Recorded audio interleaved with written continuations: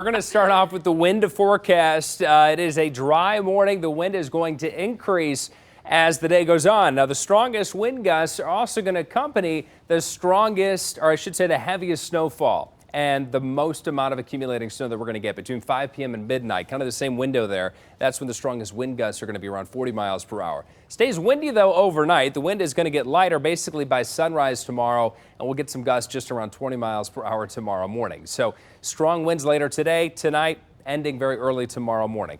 Here's what it looks like on the radar right now. Low pressure strengthening over Arkansas and Missouri now. That one will eventually track into Ohio later on today. It's going to pick up some speed.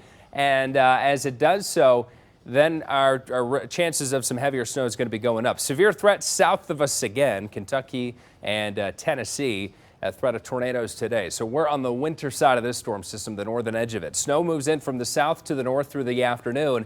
We may see around an inch of snow by 5 p.m., but some areas north of Detroit may not even see the snow until around 2 or 3 o'clock or so.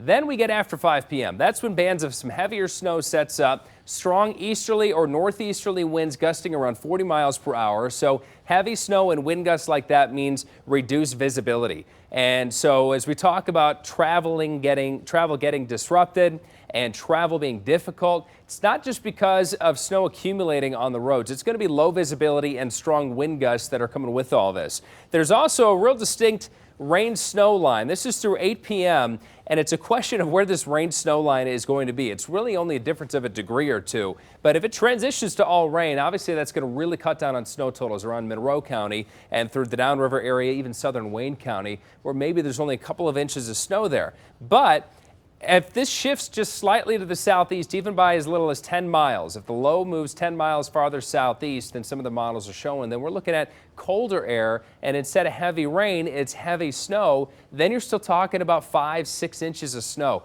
I think there's going to be a real sharp gradient where we go from 8, 9, 10 inches of snow to just going about 20 miles south, and then that ends up being about 5 or 6 inches less. So that's what we're focused on today, is really higher snow amounts north and west of Detroit, lower to the south, but you're still going to get some heavy rain, some sleet, even some thunder. You may hear some rumbles of thunder this evening.